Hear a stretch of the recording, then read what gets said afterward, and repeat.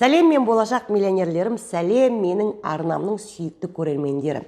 Сіздермен әдеттегідей мен Сәкен Сабина ханым, тендерлік алаңдарда 8 жылдық тәжірибесі бар практик тендерщикпін. Сонымен, бүгінгі тақырыбымыз поставщикті қайдан табамыз деген сұрақты талқылайтын боламыз. Маған бұл сұрақ өте жиі қойылады, және де бұл жерде мен бірден айтып кеткім келеді. Әрине, егер де тауарды қарастыратын болсақ, бұл жерде біз тек қана тауарды қарастырып жатырмыз. Тауар категориясына мен қайталап айтамын, тендерде 3 нәрсе сатып алынады: тауар, қызмет және де жұмыс. Біз бүгінгі видеода тек қана тауарды талқылаймыз. Тауарды сатып алу үшін поставщиктерді қайдан аламыз? Әрине, Қытаймен жұмыс істеген өте пайдалы. Маржинальность бұл жерде 200% болуы мүмкін, 300% болуы мүмкін, 500% болуы мүмкін, 1000% болуы мүмкін. Әрине, әртүрлі.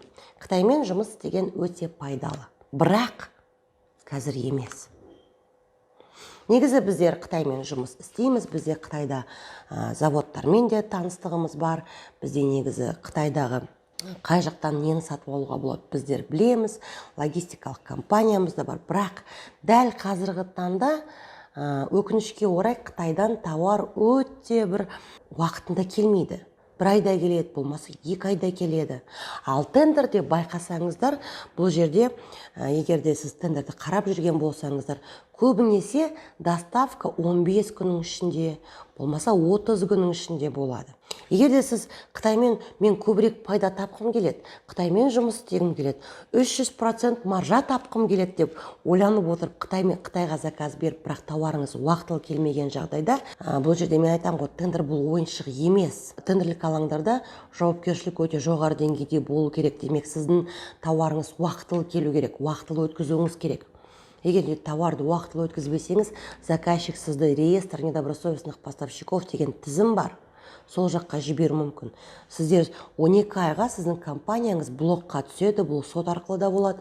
Ешқандай тендерге қатыса алмай қаласыз.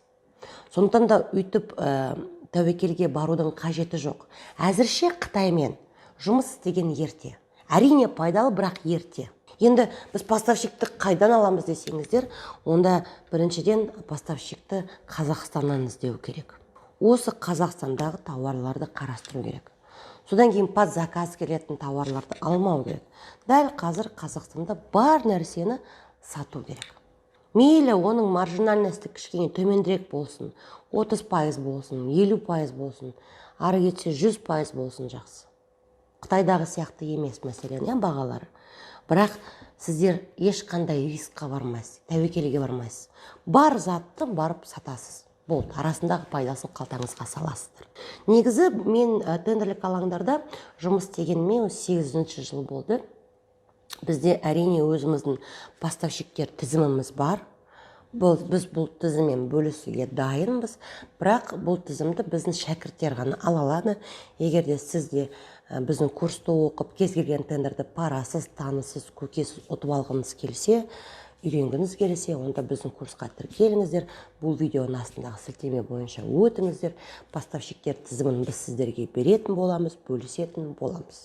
Ал егер де поставщиктерге қатысты сіздерде тағда сұрақтарыңыз қалып қалған болса, онда бұл видеоның астындағы комментарийге жазыңыздар, міндетті түрде жауап береміз. Мүмкін арнайы сіздің сұрағыңызға осындай видео түсіретін боламыз мүмкін, Және де біздің ақпарат пайдалы болса, әрине біздің каналымызға жазылып кетіңіз, колокольчикке басыңыздар, пайдалы ақпараттан қапы қалмаңыздар.